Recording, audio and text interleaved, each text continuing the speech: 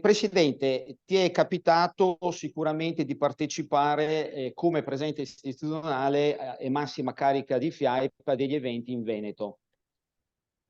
Qual è la caratteristica che maggiormente hai apprezzato di questo territorio? Ma nella Regione Veneto io ho partecipato tantissime volte a tantissimi eventi e devo dire con grande piacere, ma solo questo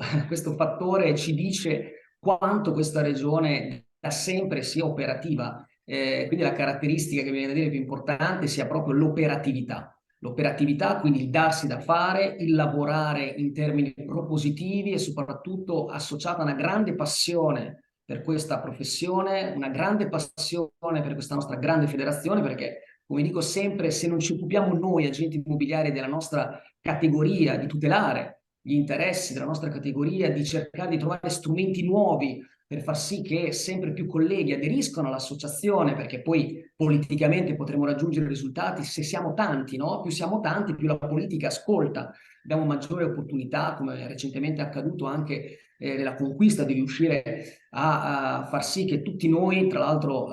tra brevissimo, all'11 luglio, riusciremo digitalmente a poter accedere alle planimetrie catastali e tante altre battaglie, come sapete, che sono in atto. Quindi questa regione, appunto, la caratteristica direi proprio questa: operatività, concretezza e tanta passione per la nostra attività e per la nostra federazione. Sì, credo che hai riassunto, e ti ringrazio, le caratteristiche assolutamente importanti della Regione Veneto, che come tante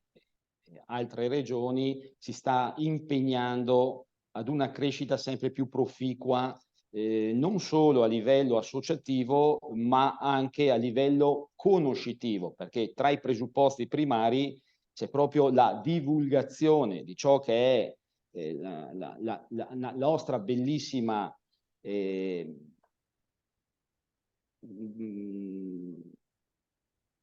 testata, ok, che ci raggruppa nella situazione che appunto professionalmente ci vede attori, per poter far conoscere anche alla comunità ciò che è il nostro marchio a livello nazionale.